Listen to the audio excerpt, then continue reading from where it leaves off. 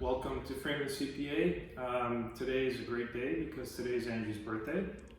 Happy birthday, baby. I love you. Oh, thank you. Yeah. You're how old today? 25 years young? Yep. Every year. Every year, Still keep 25. keep getting younger and younger. Awesome. Great. So thanks for joining us, folks. I just wanted to quickly talk to you about some interesting topics. And today I'm going to discuss with you as to the top 5 reasons why most businesses fail. You'd be surprised what number one reason is. So the number one reason, according to Sell or Be Sold, is that you don't sell fast enough. So if you don't sell fast enough, you might be asking yourself, well, what about capitalization? What about budgeting? What about all this other accounting jargon? Yeah, those are really important, but if you can't sell your item, your services fast enough, what's going to end up happening is you're basically going to run out of money. So you have to optimize your sales immediately. You either have to bring up the revenue and you have to sell enough of whatever it is that you're selling quick enough so that way you don't run out of your capital or whatever funds that you've put into your business from the get-go. So that's our today our special number one reason, and it's quite enlightening. I do recommend this reading. I do recommend any kind of selling, marketing books for you as a new business owner, because we all sell ourselves no matter what it is that we're doing in this life, whether you realize it or not. We're all salespeople, and the faster you can understand the sales process, the better off you'll be in your line of work. So that's our number one. Number two is just not having enough startup money, not having that seed money. So when we started Freyman CPA, we started in our basement. Basically, we just kind of picked up momentum from doing friends and families tax returns and things of that nature, where it eventually, kind of trickled into what it is today, a real business. But it took many, many years. It was excruciatingly difficult. Whatever we profited, we put right back into the business. Every year we added a little bit more, whether it was a computer this time, or whether it was a new website, or whether it was some other software that we needed for the business. It was a very slow and daunting process. And that's not really how, it's romantic, it's great, maybe that's how things were done a long time ago, or under certain circumstances, but today, the way you really want to start your business is to have the right amount of capitalization, and that's either from your own pocket, you've saved up money, you've plopped it into your business, and or a loan. So a great business loan from like the SBA or just from your traditional bank. You have to come into business with a solid plan, with solid expectations and solid funding. If that doesn't happen, you're almost doomed to struggle. You better have some other source of income while you're getting things started, and until everything picks up, and that can be many, many years. So if you're aggressive, if you want to go for it, you want to start and launch as quickly as possible, then get that loan. Don't be afraid.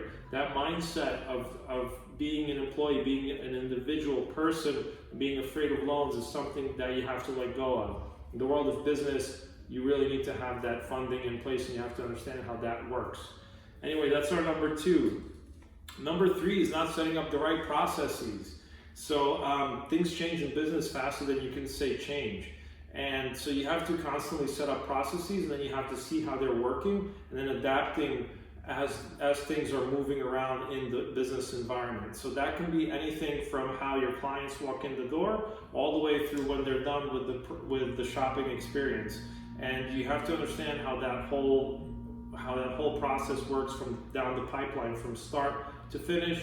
And as things are happening, as things are evolving, you have to make sure that you're there, adapting to the change, making adjustments, tweaking things as needed. That will allow for you to have the right experience, the right presentation, if you will, happen for your customers or clients or patients or what have you. So always put yourself in the shoes of the other side of the table. Always understand what that individual is feeling, how they're perceiving everything as they're walking into your door. And that's all the way from that first phone call, whether or not it's the first phone call, or whether or not it's just them kind of contacting you through a web portal or whatever it is. You have to make sure that their experience is the right experience, and that they're feeling a certain way as they're going through that whole pipeline. That's number 3. Number 4 would be obviously not hiring the right professionals to help the business avoid pitfalls. Not hiring the right professionals is probably the worst thing that you can do to your business. If you're not getting the right accountants, the right lawyers, the right managers, the right administrative person, the right wingman person, you're definitely going to set yourself up for failure. Those people are going to be positioned in such a way that they're going to help you succeed in your business, and they're the ones that are actually there with the experience. They've already done this. They've probably helped others like yourself succeed at one point or another. So that's why don't be afraid to go out and get a great accounting team and sit down and say, okay, well, what do I do first? How do I make sure that I don't get into tax problems? If I had $1 for every time a client came to us and was already 3 years into their business and didn't collect the sales tax, hasn't run a reasonable payroll, or some other major component was off, I'd have a lot of dollars. Actually, I do have a lot of dollars because that happens all the time. And we're there scrambling, trying to help these people out, making sure that they're going to stay out of tax problems. And tax problems for business are like cancer for a person. It will literally put the business out of business super fast.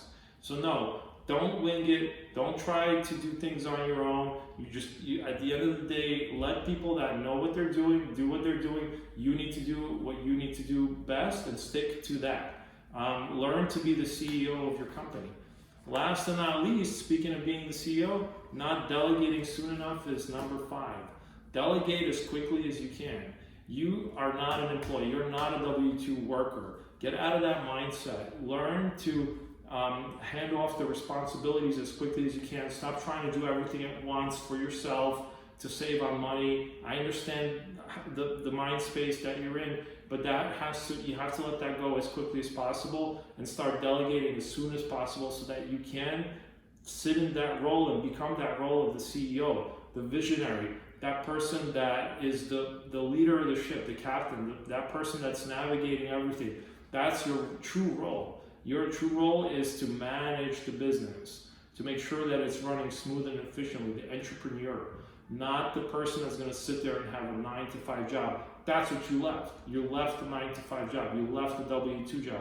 There's no reason why you want to continue to be that W-2 employee. So yes, we still have to do some work, but as soon as you can, get the right team, get everybody going, make sure that the people are doing their job right, and you worry about everything else.